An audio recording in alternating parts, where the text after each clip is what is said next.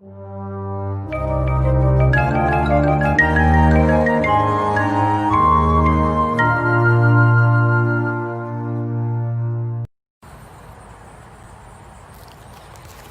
y'all, Spud here from Three Dots Downtown. Thanks for tuning in to the Center Film Festival. We hope you guys are enjoying yourselves. We here at Three Dots Downtown exist to amplify culture and support creativity all around the region, and so we are super excited to be partnering with the Center Film Festival this weekend. Last year, November of 2019, we actually helped fund the inaugural Center Film Festival, and so we are super excited to see them returning this year and pivoting into the virtual space. At Three Dots Downtown, despite the fact that our physical space is closed because of COVID, we continue to give out these $1,000 grants every month to people in our community that have ideas to make the town a more vibrant place. So we would love to fund your creativity and your ideas. If you've got an idea or a project that you want to see get off the ground, we'd love to give you $1,000 to give you the encouragement to get a go at it. So go ahead and check out our site at threedotsdowntown.com, and you can learn more about the grant program. And coming up in December, on December 15th, we'll be having a live event on Facebook giving our final grant of the year out. And so be sure to tune in on that. Go check out the Three Dots Downtown social media pages to learn more about that event. And if you want to get your idea in the running for that grant, we would love to consider it. So hope you have a great rest of the festival, and we hope to see you soon when our space reopens at some point down the road. Take care, friends, and have a good weekend. And welcome to the We Are Filmmakers session in the Center Film Festival. Today joining us as hosts are Maura, Shea, and Matt Jordan, both of whom are on the faculty at Penn State and both of whom are filmmakers. I'll let them describe a little bit more about what they've done, but Maura Shea and her husband Rod Bingham have produced, I think it's Mom and Pop Productions, produced some excellent narrative films, and Matt Jordan's most recent project was Who Counts, a film about democracy, in which Matt not only helped produce the film, but he also scored it and performed the music that happens in the background, which is wow. Yeah, definitely a utility infielder aspect to that I haven't seen before. And then our filmmakers today are John Beale and Richie Sherman, who, while they were making the film Franklin Manor, are both on the faculty at Penn State. Richie has moved on to Cleveland State University, and then we also have, because of the subject matter of the Franklin Manor film, we have Morgan Seiff, who's the executive director of housing transitions in State College. And so what I wanted to do here is I'm going to pitch this over to Matt and Maura, and today's presentation is really going to be in two phases. We're going to start out with the professional filmmakers here at the front, and then after about half an hour, we're going to transition and we're going to bring in student filmmakers, so you have a sense of what's going on across the range of the film community here. And not only do we have veteran filmmakers on the faculty, and we have our very talented college students, we're also going to have high school students today, so you can see just the full gamut of work. So Matt and Maura, I'm going to turn this over to you, and I will magically pop back into the room in about half an hour so that we know that it's time to move on to the students. Okay, sounds good. So yeah, I wanted to start off having Matt, if you would kind of give us the background of the documentary Who Counts, and how its connection to the Humanities Institute. So we have started this is part of a series that we're doing, and it's a series that is both on web and on television. And the idea behind this is to kind of explore how the humanities can help with various conversations that we're having as a culture. And so the idea is to deploy filmmaking and visual media to do that. So for this episode, this was tied to the election and the 100th anniversary of the 19th Amendment. We wanted to tell a story about the kind of how we got to where we are. So a story that would both interrogate the questions of who counts, which is who counts in a democracy, how do we count in a democracy, all of these things. So it's a story of how the vote came to be, or how the vote as we see it came to be, and these two groups in particular that were part of an initial struggle to get representation, this kind of tension at the founding of our democracy, that two groups were excluded from the egalitarian principles of democracy, women and African Americans, and then show how the course of being integrated or being counted in that vision changed over time. So at points they were together, at points they were antagonistic to one another, and so we just tried to lay out those questions. What we see these pieces as doing is not so much as being forensic documentaries, which is to say they answer a question, but more as conversation starters that we think will help foment more conversation on issues. And in this case, again, the issue would be voting. So this is the second or third documentary you've made in the series? The first one was shorter. This one was supposed to be kind of fit into a TV hour. The first two were half-hour episodes. The first one was on Confederate monuments and how we memorialize things and remember things. So it dealt with several different sections that all have to do with how we memorialize and monumentalize, and kind of surrounding this question that was more pressing at the time and still is pretty pressing about what is the status of Confederate monuments. And we drew on some scholars whose work was say about how the Soviets dealt with this problem in the post-Soviet era. What did they do with the Karl Marx and Lenin statues? The second episode was on migration and hospitality. We wanted to put those two things in tension because we thought that this question about how we deal with immigrants was also tied to a cultural conversation on how we should or should not welcome the stranger. And we thought those tensions would be good to put together. So and the next episode we're going to be working on, which we're in pre-production right now, is on humanistic medicine tied to the pandemic moment. So what would be humanities inflected medicine, and why does this matter? How might this help repair a medical system that's been put under stress by this moment? So in each case, what we're trying to do then is gather together scholars whose work on these issues and to highlight their work, but also do this in a documentary form that's visually compelling. I mean, you must have to, at least with this election one, you were looking ahead to what would be relevant. As you look at it now that the election is actually over, I mean, it has a very historical element, obviously, talking about the change in amendments and things. But when you look, like now you're going to make one about the pandemic, and it's sort of, we're in it now, but what will it look like when the film is done? Mm-hmm. This is something even John and Richie, you can think ahead, is like, you take time to make these films. How do they change from what you originally planned to when it's actually done? Like, how does that feel? That tension between this is what I planned to do, but things kept going, and now we are here? Well, what we wanted to do is look at the issues that we thought were really irksome or troublesome, and voter suppression would be the main one we knew was an ongoing struggle. And so we wanted to talk about that issue without attacking it head on. I always keep in mind with these something like anamorphic perspective, right? Coming at something from multiple angles instead of coming directly at it, which is, again, I think the difference maybe between this type of filmmaking than say forensic head-on filmmaking. So the advantage of this is that we think that they have a little bit more shelf life.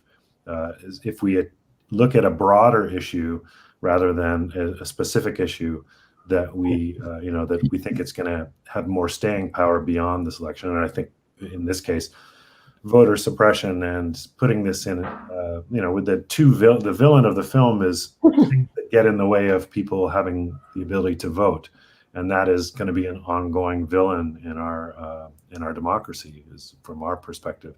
So that's our attempt to how we deal with that issue of something getting stale, is to try and make it general enough that it stays fresh, but also, and this is a concern of ours as we think of these things as part of this public humanities initiative, is to make them as accessible as thought pieces to as broad an audience as possible. And so we made we made choices not to mention Trump, say, in the second episode on immigration, or in this one, right? So dealing with migration without talking about the wall, or dealing with elections without talking about ongoing voter suppressions. In our editing, we would cut out the word GOP. We thought, people would understand exactly what we were talking about, but you also don't lose the audience that might kind of chew on these issues a little bit more than if you put it into a kind of a more televisual, political, Punch and Judy show type format, which is, again, this is our attempt to kind of remedy some of the problems we see in public discourse. Matt, what are you doing with these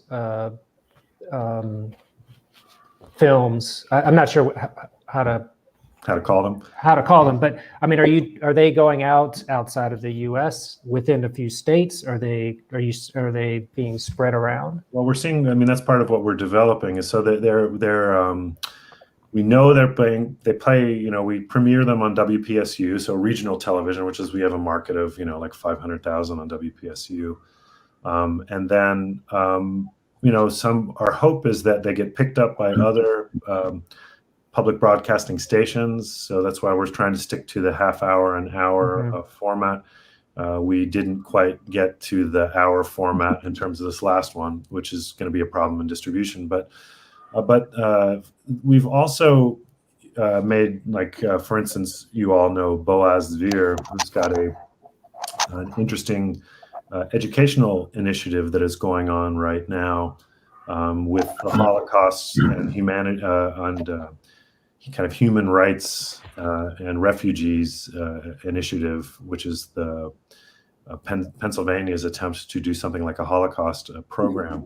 And so these are going to be used in that. So they'll be seen. Our second episode, parts of it will be used in that, and it'll be seen by every kid in the state of Pennsylvania. And they're making inroads with Maryland and Arizona. So this is our kind of larger model as we expand to this. And we have a postdoc at the Humanities Institute who's also kind of making headway with schools to try and use these as conversation starters. So that's, some of our formatting of these things are based on what can be used as a deliverable, educators who might like these as thought pieces as well. So we see multiple places that these can work. This is the first time we've tried to put it in a film festival, but that could also be something that we do in the future as well.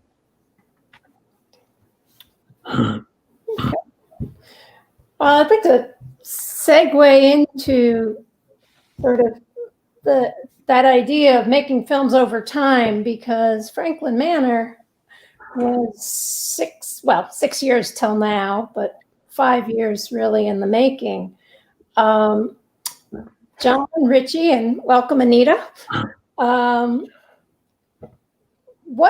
Just start us at the beginning. I mean, how did this come together? How did you two, still photographer and filmmaker, come together to start following these folks on their journey?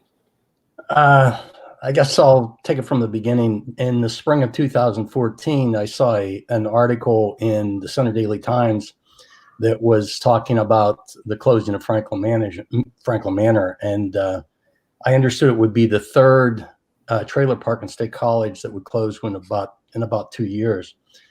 And I pursue things I'm curious about, and I guess maybe I'm a kid that always asks why or how, but I decided to go to the meeting that was held out in Park Forest at a church, and I started talking to some of the residents, and I found that they had a story to tell that that they wanted to get out there. And so I started it as a still photography project with some video, and pursued it for probably 6 or 7 months. And then I thought it would make a great film, and I was going to start to film myself. And I figured there's just no way that I was going to be able to do it, to do interviews and do all the video and everything. And so that's whenever I approached Richie.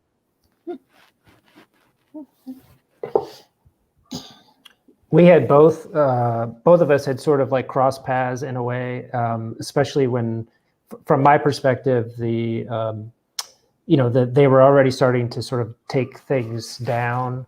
And so that's what got me, I was kind of interested in just seeing this happening.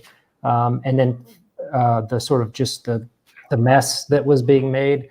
And then what's been nice about the film is that, John and I have spent a lot of time with a lot of the residents. Some of them are gone, or we don't know where they are, but it moved for me from what's happening in the town to the people.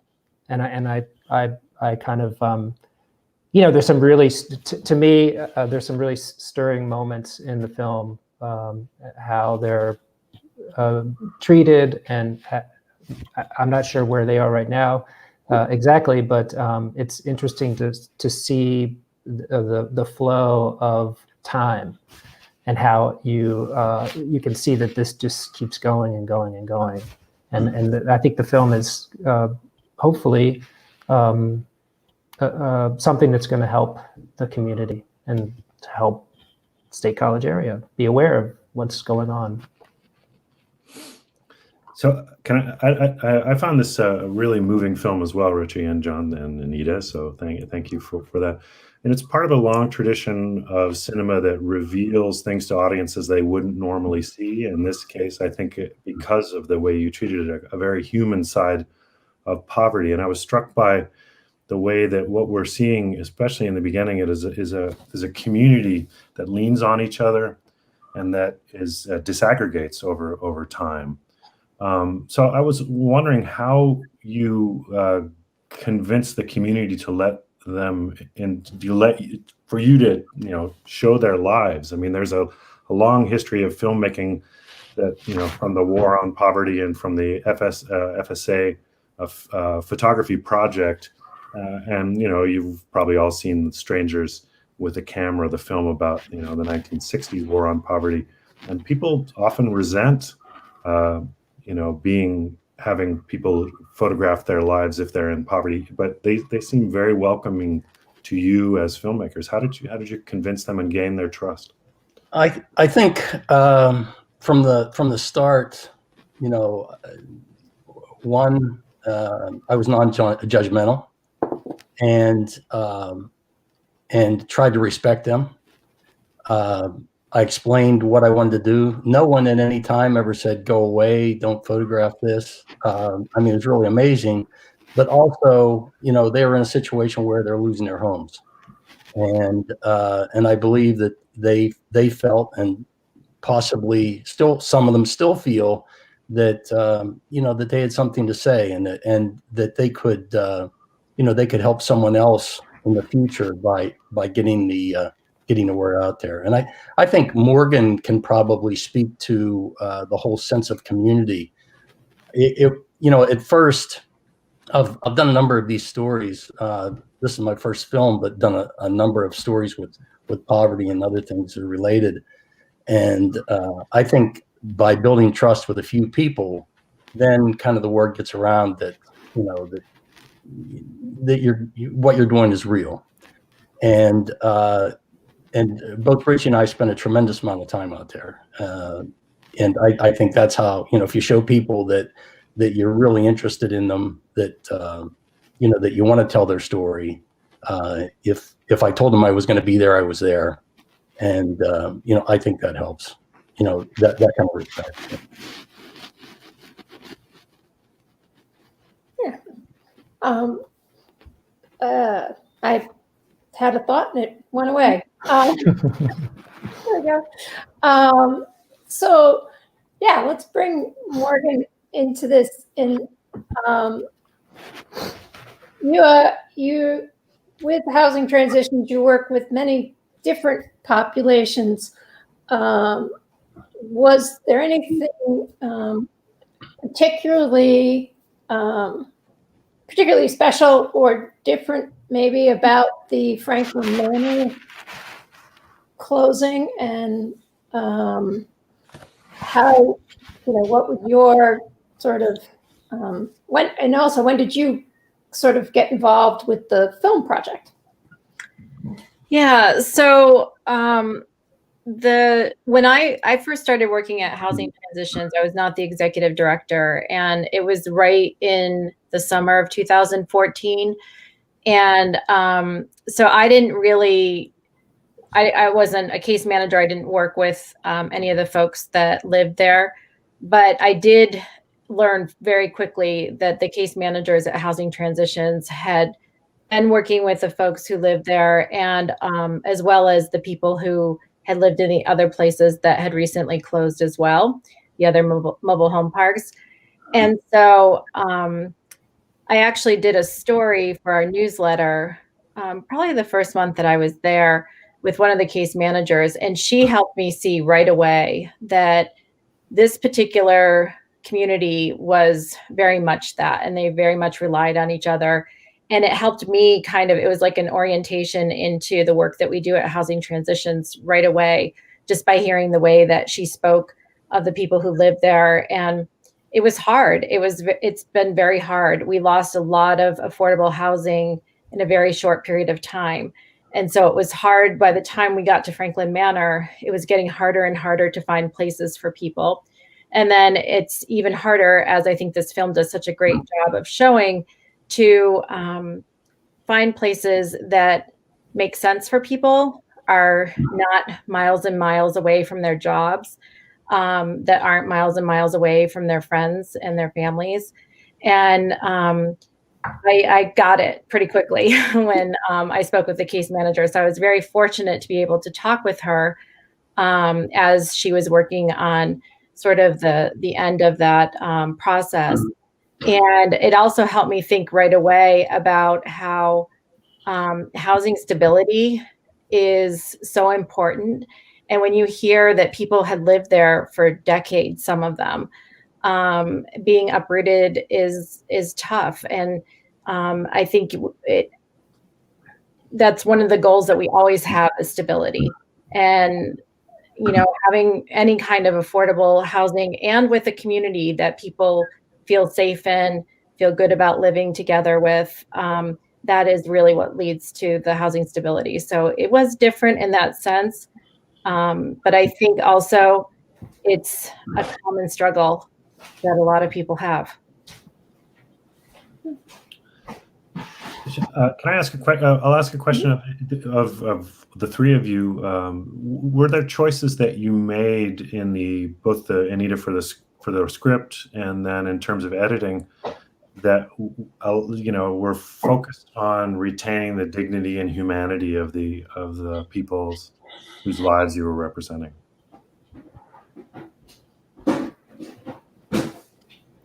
Hi, everyone. So nice to see a lot of you that I haven't seen in a long time. So I'm keeping myself on mute because my dogs are in the room next door and they've decided to bark right when this started. So if I have to mute, or if you hear them barking, that's what's happening. So in answer to your question, Matt, thanks for the question. So I think what struck me so much in the footage was that the residents were so articulate about what was happening in their lives. And you know how, like, sometimes when you're going through a traumatic situation, it's not until you have 20/20 hindsight that you're sort of able to comment on it or sort of really understand what you're going through. But they were really able to sort of articulate and understand the bigger picture of what was happening in their lives. And then also how that kind of played out in the greater community of State College and beyond. So it was sort of, I don't want to say it was easy to maintain their dignity or humanity, or however you want to phrase it. Like it wasn't hard to, like, just presenting them as themselves, and what they had to say was, I found so I don't want to say easy exactly, but it wasn't difficult to sort of portray who they were and make their lives, kind of resonate, I guess. What I was also interested, there's a fascinating side story in it, which is the owner, who it seems like there's a whole film to be made about what is it, Ed Temple? Is that right? Yeah. Was this a choice you decided to de-emphasize that, or in a way to kind of leave it kind of a mystery at the middle? What happened to his family, and what the struggle was, what caused them to sell it, which seems to have broken him as a human being. I mean, it's an interesting story. Yeah, I don't. Well, I'll chime in a little bit, and then I think John or Richie could answer in a greater way. We didn't have a lot of footage of him. We had just one interview, and he was not on camera. It was just audio, and the photograph that we have of him was the only photograph we had. So I think John can probably speak to his, trying to get more kind of more material, but that was sort of all that I had in terms of the edit. And then the comments that the residents made about him. So it was tricky to sort of shape that part to have it felt really important to the story, but we also didn't want to present it in such a way that it left you feeling really unsatisfied that you weren't getting a bigger story. So it was a trick, I think, and I feel like we were successful for the most part, but I think there's probably still some questions out there, or there's more story that you probably want to have, but we just didn't have it. Okay. I think it's something that we had to address, and I was surprised at how open he was. To not tell me to go away, or not to be, even comment on what was going on there. But I found him to be very much interested in helping the people, and I don't know what the situation was outside of outside the trailer park, or any other things that were going on, but just really, really difficult. But he was really, I found him to be very cordial.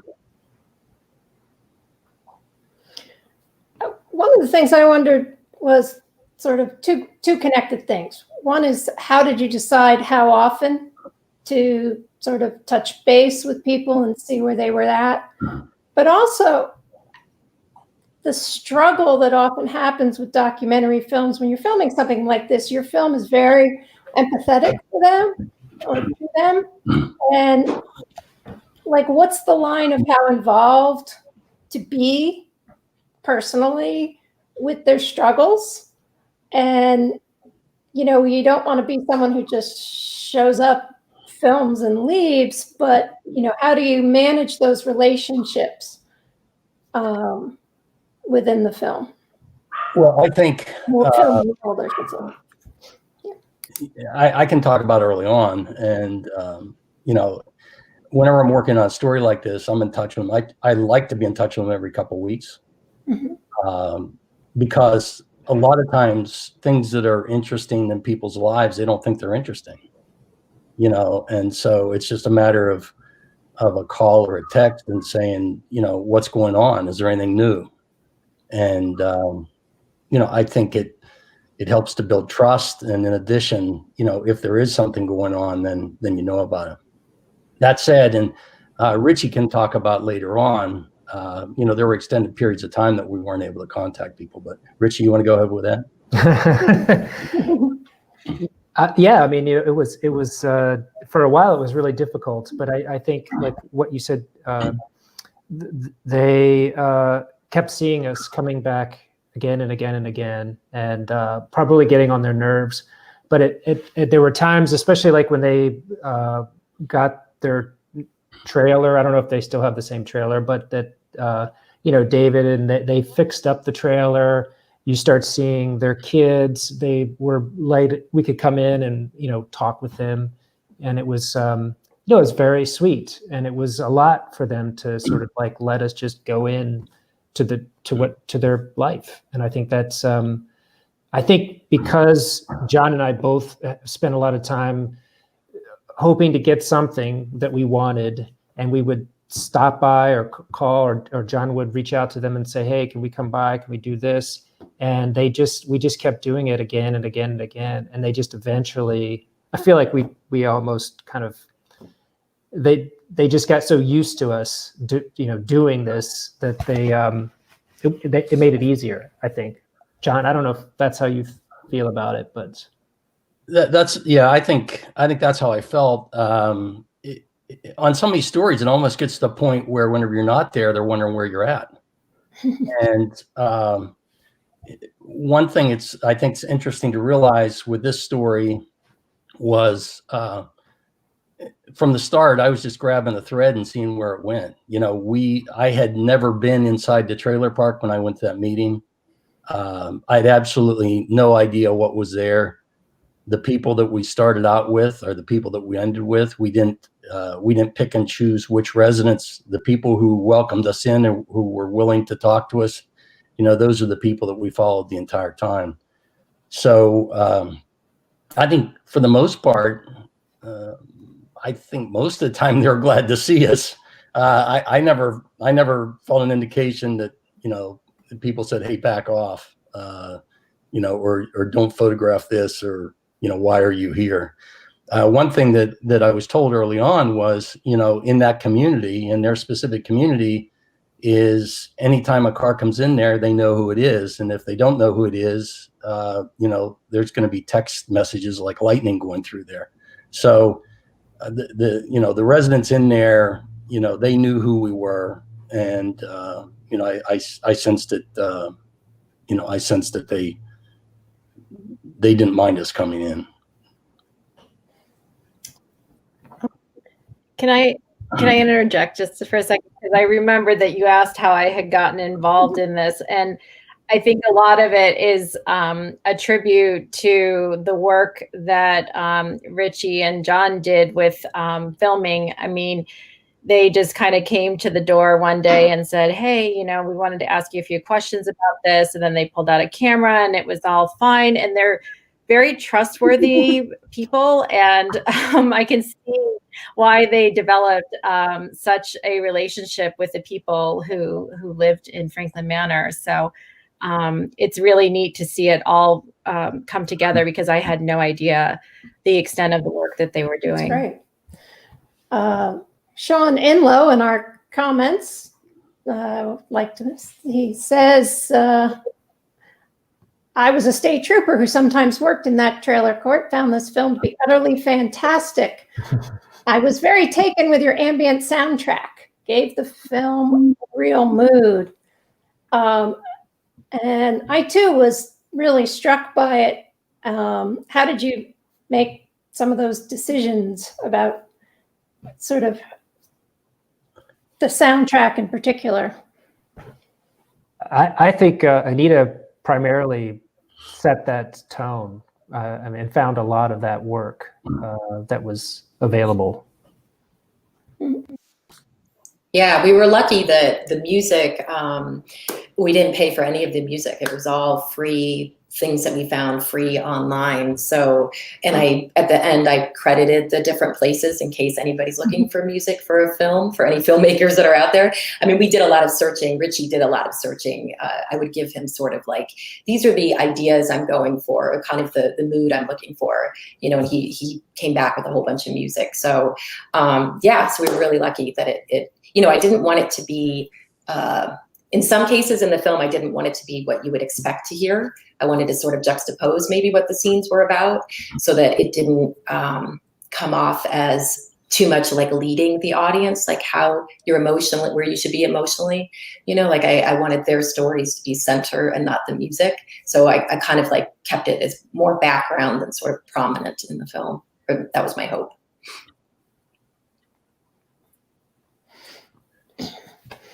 I would imagine you had a lot of footage to work with. How did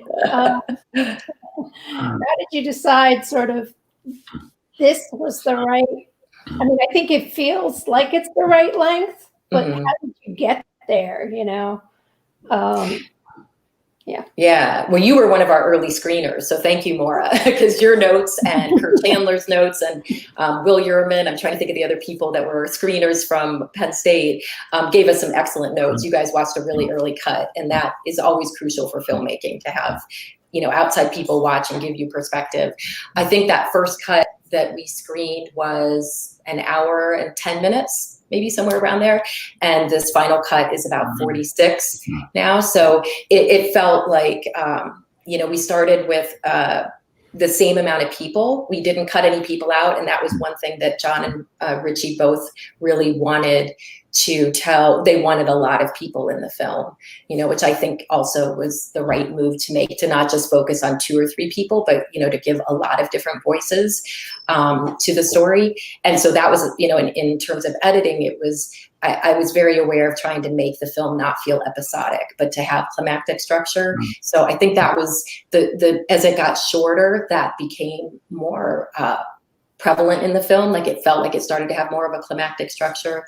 So that was why it started like kind of getting shorter. And then this length felt right. If it got shorter, it felt like you weren't getting enough of their stories. So it just kind of got whittled down to this length. I got to say, just personally, I was really glad that you included at least one shot of the currently cleared property, because every time I drive by it, I still am like, it just is amazing. And that only happened this spring. So John shot that just this spring. Because Rich, I was glad to see that it was there. I wasn't sure, like, timeline wise, because I think it does sort of add a resonance to when you're talking about the trees and everything. It's just desolate now. Is it possible to have Morgan talk a little bit about the issue of affordable housing? Because I think that's kind of the base for all of this. We didn't want to. We aren't trying to give people solutions, but I think if the film promotes dialogue, that'll be good. Yeah, I'm happy to talk about that. It's something that we are constantly trying to develop and keep an eye on in this community, especially, like I said, knowing that we had lost so much naturally affordable housing with the mobile home parks, and knowing that some of them are up for sale right now, some in Center County. Since then, there has been measures taken to try to develop affordable housing. There are some properties that have some affordable units in it. Some of them are actually considered very affordable. Most of them are not in the center region. So by center region, that's like State College and the surrounding townships, but more further out into Center County. So I think this film does a good job of kind of explaining why you need affordable housing close to economic centers, which is something that has become harder and harder to maintain. So we're looking at different ways. Some of the townships are looking at ways to be able to include some in the new developments that are going in. So that's something that definitely would be wonderful for people, our community, to understand the need for it and be able to advocate for it and help our the leaders of our municipalities to try to make sure that they take measures to make sure it happens as new development happens.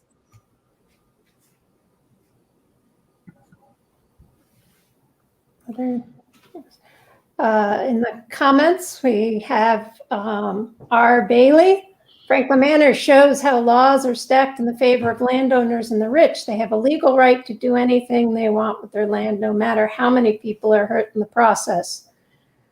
And Carly Maitland, thanks to Franklin Manor team, so important, affordable housing that supports the community.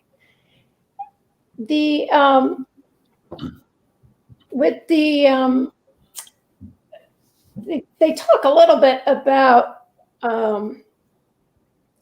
the sort of struggle with the housing that was there was not necessarily in the greatest shape, and using almost as an excuse for helping these people move on. How that idea of sort of how do you help find affordable or help make affordable housing when you can make so much more in this college town with the townhouses that we all see springing up. So that struggle is there. I know it's not a question. I'm making my own comment, I think. Well, I think, at least I think I'm speaking for Richie. He can jump in here, but I don't think we're trying to make a statement about what they should do with the land or anything like that. And I think, Ed Temple, he did everything. He did a lot for the residents in there. And so it is a dilemma, though. I think we see through them that, there's something that's definitely worth some conversation. And also, Morgan, aren't there some studies going on now or something about affordable housing? I'm sorry, I just missed what you said. Some studies that are going on right now about affordable housing. There are. So actually, the county is looking at doing a study. The State College Borough is engaging in one starting, probably this spring. It will actually be completed to look at just really a whole needs assessment that addresses homelessness as well as affordable housing in the borough of State College. And I think one of the beautiful things about this film is that it does start a conversation. I mean, my family watched it and they know what I do, but they were really touched by it. And also, to my dismay, kind of surprised that this was just right in State College. I think they knew that Franklin Manor had existed. They knew that it had closed and that the mobile home park next to it had closed as well. And they really saw the humanity and the people who live there, and just that I think people understanding that people, just like one of the gentlemen in the movie says, we work here, we live here, our kids go to school here. Like, this is important for people to be able to continue living in a community like State College. And it's important for the people that are in a variety of different jobs are able to live close to their work and be able to thrive. And so I think that this is definitely, I hope, something that people can watch and ask questions about and wonder why things are like this and what we can do to change that in the future. Hi there, everybody. I jumped back on stage because we have all these student filmmakers waiting in the wings, ready to talk about their stuff. And so I think the adults are going to have to sort of make way. But before you do, there's many people who may have come in who are just now hearing about your films and go, wow, I want to see that. Let me start with you, Matt, real quick with the film series that you've done. Your most recent film is on our site in the We Are page. But where else can people go to find your work? We have a website. We have a YouTube channel, and just would look for Human Focus is the name of the series. And we also have a site at the Humanities Institute. Also, just kind of look for Human Focus on both of those things. So we have all the episodes up there that people can look at. All right. And then for the Franklin Manor crew, this is sort of the debut of your film, right? I mean, this is the first time people have seen it in public. Right. What's the next step for you guys? Film festivals. A lot of film festivals. A lot of money going to film festivals. Well, I wish you all the luck. And thank you all for joining us today. I think that Maura and I are going to stay, and everybody else, thank you very much for hanging with us. You're gonna leave StreamYard now, and we'll bring in the students. Thank you. Thank you. Thank you. Okay, and we've magically transported in Pearl Gluck as well. I lied. I'm coming in. You guys are so inspiring. I just want to let everyone know, because you're coming in and watching this and you may not have had a chance to see the film.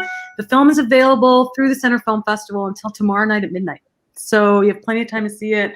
And we'll get into festivals across the country and internationally, so there'll be more opportunity there. Morgan, thank you so much for coming. John and Richie and Anita, beautiful work. Matt, I loved your doc, and thank you for helping us host. We would love to keep all of you in the room. Actually, our dream was to have students and accomplished filmmakers and their professors all chat, but StreamYard only allows 10 people in a room. We're learning. So we're gonna like cut you out.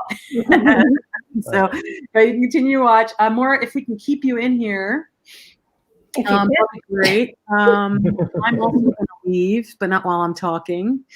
If it's okay with you, Kurt, I'm gonna go ahead and read some of these comments real quick by Sean Inlow. I read some of them. Did you? Oh, okay, never mind. I will not do that. I think we got all the comments. Sorry, people, if I didn't. I think I did. No, you did. You did great. And I think that if people don't know, Sean is connected with Rebecca Inlow, who, of course, with Kevin, runs the Roland Theater that's usually our home. So I'm just going to keep talking while our filmmakers come into the room. I do like Sean's idea of having some sort of memorial at the cleared lot of, that sort of, this used to be somebody's treasured home. And now it'll be a hotel or something. Yeah. That movie was, Maura, I'm so glad to hear you were involved in the giving feedback on the rough cut. It was so powerful. And, I just moved here 7 years ago, so 6.5. So I was just slowly learning about it. And I knew that they were making the film behind the scenes, but it was so too. Like just feedback on the rough cut. It was so powerful. And, I just moved here 7 years ago. Someone got their live feed on. So I was off. Your live feed is on. Your live feed is on. Behind the scenes. Your live feed is on. Nice, thanks. So it was so artistic, just the way that people were talking about the music, but also John Beale's still photography in combination with Richie's work and his own videos. Kurt, I am going to excuse myself so we make room for more filmmakers. Thank you, everyone. I am so excited about this conversation. I'm so jealous that you're going to have it without me, but I know you're going to have a blast. You're in good hands, as you very well know, with Maura Shea. Have a wonderful conversation, everyone, and welcome to our Director's Q&A, where we speak to college and high school students about their work.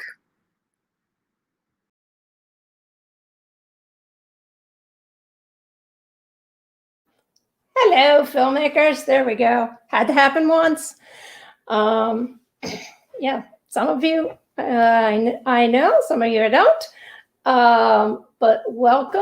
We had a good screening. I would like to just go around and have each of you give us a short little bit about sort of the impetus that behind the inspiration, if you will, for your film. And I'll just call you out because otherwise you'll never know who gets to go first. So Xavier, we'll start with you. All right, I'm Javier. Javier, sorry. My stepbrother's name is Xavier. I get it all the time. So our film is Ramen. We got our inspiration from mostly just regular horror films and just creepy films that we all liked and watched together, like No Country for Old Men, which isn't even a horror movie, but we took a lot of inspiration from that. So, yeah. Did you make it for a school project or just on your own? Originally, it was for a TSA project, but we didn't finish it in time because we wanted it to actually be good. So we took the time and sacrificed the competition there so that we could actually use it in a future sense and have something that we were actually proud of. Okay. Ellie, you would be up next. Hi, my film is Hunger, and it really came about in the beginning of quarantine when I was, trapped inside like the rest of us, and it kind of just explores the different types of hunger for human connection, being outside, and also physical hunger. So, thank you. Okay. Yep, there we go. Christopher. My movie is On the Wagon. So I basically wrote it last December when I was just like, I don't know, I just wrote it like one night when I wasn't feeling so great. And then I thought, I can get one of my friends to be the actor and like allow him to show his acting ability. And so like we just kind of like went from there. Okay. Carson, you're up. Carson. My film was The Whitewashing of the American Cinema. I was really inspired by, if anyone has seen Bamboozled, the Spike Lee movie, there's a montage at the end with kind of like just a bunch of like blackface shots from like different old films. So that really was the inspiration for me, just kind of looking back on the cinema, the American cinema, and just trying to pull out the ugly pieces. And Jack. Hi, my film is This Is What You Are. And I think on a technical level, I just wanted to make it a really sensory experience. Like I put a lot of work into the sound because it's very colorful, but I wanted it to be so driven by sound that you could just watch it with your eyes closed and still kind of get this whole experience out of it. And from a more like storytelling level, I just love the idea of just being like overtaken by this plethora of sounds and colors, and to me it has some sort of religious meaning. But yeah, I just had a blast making it on a technical level because I love working with stop motion and animation and all the colors. It was just a really fun project. So Cool. And Bryan, I know the background because this was on my class. Yeah, my film was Sales to Sales. The main inspiration was just previous summers. I used to work factory jobs, and I worked with a lot of previously incarcerated individuals, and I became very passionate about the justice system, and I saw that there was a local business doing restorative justice, which I thought was really cool, and I wanted to tell that story. And Suraj, is that how I say it? Yeah. I don't have a lot to say because I also worked on Ramen with Javier. I just didn't know if you had something to add in terms of inspiration, or what was your role on it with Javier? We both had like a writing and directing role. So on set, it was pretty informal. So we all like had hands on everything, like from audio to editing to like recording music and stuff. So yeah. Great. And Morgan. Hi, can you hear me okay? Mm-hmm. Awesome. My film was Halfway. I made it as part of the 437 travel documentary course my sophomore year, spring semester, when travel was like the normal part of life. Oh, I miss that so much. But yeah, so my main inspiration, I would say, was the phone calls that I made to my parents. Like that kind of crisis I have in the beginning of the film was like a very real one, where I traveled, across the world to do a documentary about a very specific subject, but realized that I think I needed to turn inward first before doing that. So that's what my documentary is kind of about. So did you sort of fairly quickly while you were in Poland figure that out so that you knew to record those phone calls?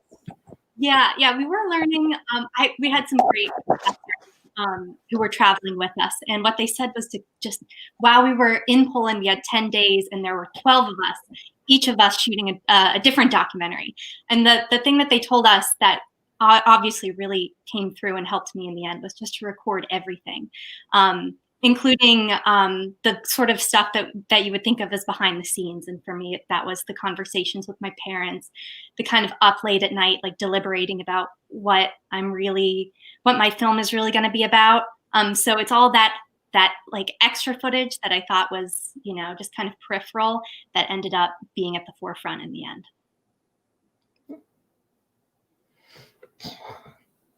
So as you look at what these films are, you're all filmmakers. You've continued to make films since you've made these, or you're going to make more films since you've made these. What was one of the biggest things you learned from making the film we watched?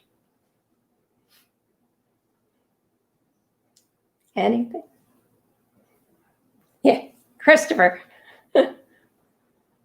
Okay, so this was the first time that I had, like, I guess not hired an actor, but like aside from the my friend that was in it, I had another person that I brought on. I guess I did hire him, but like working with somebody that I had never like met before, because there was like no rehearsal or anything. Like I was just like, hey, meet me here at this time, and just like trying to like connect with him quickly before we like got into filming was like one of the like most interesting things and one of the most like beneficial things, I think, because it just kind of made me not think on my feet, but just sort of like be able to like I wanted to be able to learn how to like connect with somebody like quickly like that.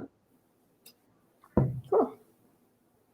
Anyone else chime in on that? Suraj. When we worked on Ramen, it was our first time like working in a setting besides our home. Like we worked in a Korean market, so we had to do like a lot of planning and like time management to get as much like footage recorded as possible, because we didn't have like all day to record. We only had like a few hours on a few certain days. So yeah, we learned a lot about like time management and like negotiating with like, the store owners for like settings and stuff. So yeah, it was pretty cool. Were they fairly open to working with you? Yeah. Yeah. I learned that there's definitely two sides to working on your own. It can be very difficult technically to get all the shots and like setting up the focus, but it can also be very rewarding and personal. And it's a lot easier to be vulnerable with yourself and then present it. So I think it was a very valuable experience, and I'm looking forward to working with people in the future. But I definitely appreciate the uniqueness of the situation I was in and what I did with it creatively. Do you think it would have been hard to make that film had you had other people involved? I don't know if it would have been possible. Like I was working with isolation a lot, and just like with the coronavirus, it all just happened so fast, and then I was in it, and I think it just came out of that. So no.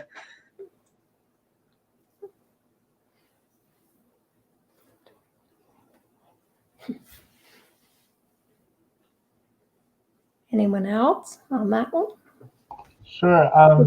Thank you. I've worked with some stop motion before, but I think with this one, I just try to be really patient with it. Like sometimes I have these ideas with an experimental film, and I just want to like get it out there and get like the stop motion stuff done as quickly as possible. But I wanted to take my time and kind of refine stuff like the stop motion, really take my time and be precise with it. And the same goes for some of like the sound layering and the sound mixing. I just wanted to get every little bit a little more refined and a little more in my head, even though it's an experimental film and it's kind of out there. I wanted to really sort of perfect that craft a little more.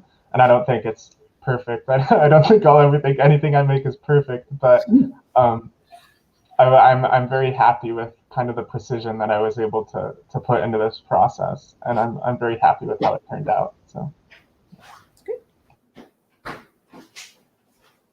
Yes.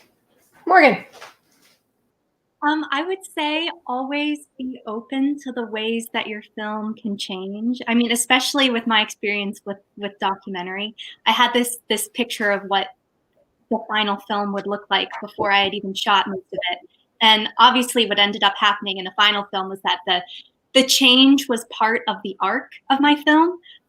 But generally, I would say you don't really know what your film's about until you have all of your footage and you're in the editing room and you're organizing all of it. And that's when you have like the real power over your story. So it's just about like knowing what you have and always being open to ways your film can be stronger in the final edit and in the final structure. So I assume you filmed the interviews with your mother when you returned? That's right. Yeah. Yeah.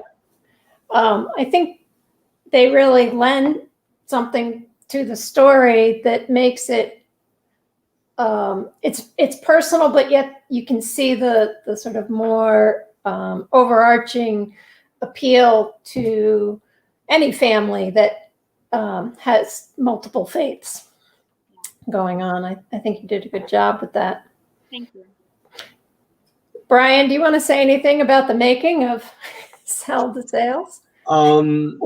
Just in general, based off that question going forward, I had a very opposite experience of Ellie, where before working, I'd only done things by myself or with like a super minor role in a bigger project. So being my first time directing, it was a lot of pressure and a lot of kind of discovering who I am and what I'm trying to say with the project.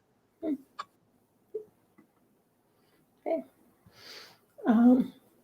Okay. Yes, I should read. Cole Hahn says, thanks for giving student filmmakers the opportunity to participate. Have any of you participated in other film fests? Never done?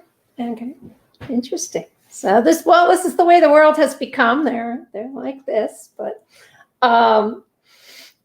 and watching the more films you see, like Ramen was inspired by maybe No Country for Old Men. It's based on the title. Going to film fest will also give you inspiration. Have you seen anything recently, either at this film fest or just that you're watching, that's really inspiring you to visually or audio-wise or even topic-wise? You know, what's feeding your soul, filmmaking souls in this time of COVID?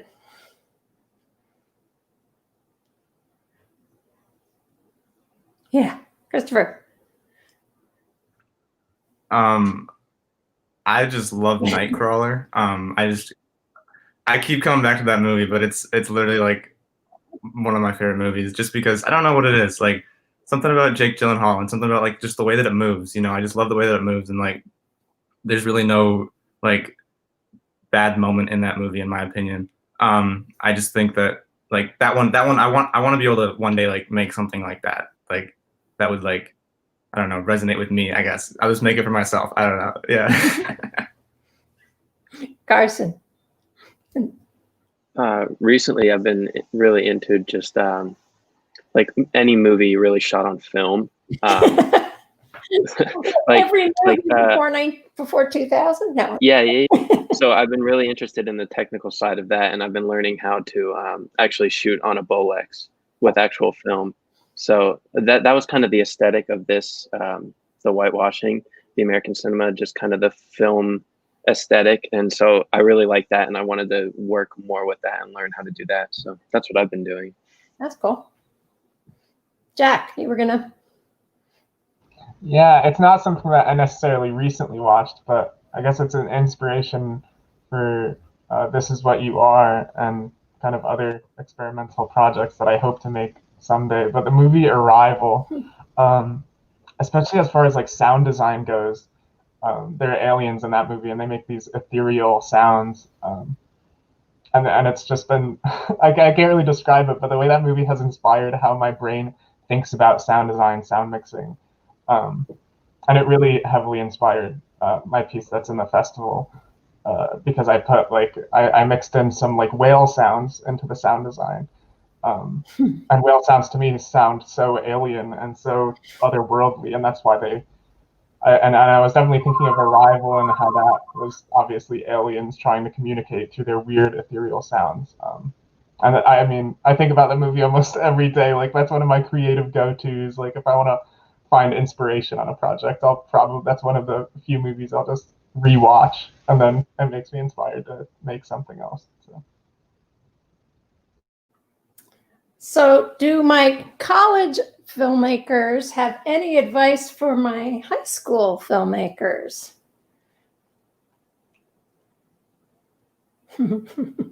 Well, maybe I should call and then you can continue. You guys are already so ahead of the curve. I definitely didn't start making films until college. So great job. You took the initiative and you went for it, and here you are. So amazing stuff. And I would say just, keep being bold and be flexible with whatever you do, because I think you've seen with all of us, there's kind of some unexpected twists to our situations and with the pandemic. So just be flexible and you might be surprised by the art that comes out of it.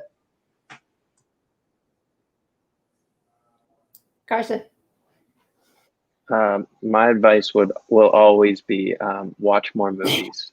Just watch as many movies as you can, and I mean whenever I make a movie, I'm always inspired by something I've seen. Always stealing shots from movies I like and stuff like that. So just watch more movies. That's good advice. Christopher. Branch out. So like talk to clubs, talk to like sports teams, and see if you can like make videos for them, and don't just focus on like making narrative stuff. Just try to get your like hands on a camera as much as possible, and like branching out and like diversifying and like getting yourself acclimated to working like in a setting that's not necessarily going to be totally ideal for you, I think would be really helpful. And Cole Hahn has asked, what other projects do you all have going on now? What else can we check out or watch out for? I always say, never go to a festival empty-handed. You always should have the next project ready. Christopher. So right now I'm editing a short that I did a little while ago with the same guy from the other one, D.A. Foley, and his friend. It's called Shots, like shots with a question mark and then shots with an exclamation point. And that one's going to be coming out soon. That one's basically an audition where they play the two casting directors who take shots during their like casting meeting, whatever. And it just gets crazier and crazier as they get a little bit more loopy. So Sounds fun. Anyone else? Carson. I mean, just this morning I was filming with the Bolex. I'm kind of filming this like genre piece that's kind of inspired by different genres I liked.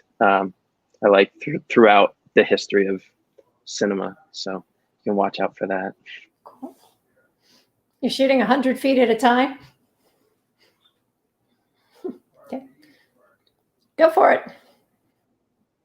My friends and I are fascinated with Bigfoot and Bigfoot documentaries. So for the past 3 years, we've been trying to put some kind of Bigfoot video together, and we've finally actually got something together with a real script, and we've shot about 75 to like 90% of it about. And it's a mockumentary based off of the TV show. I forget what it's called. Ours is called The Hunt For, but the real one is, In Search Of, with Leonard Nimoy from the 70s.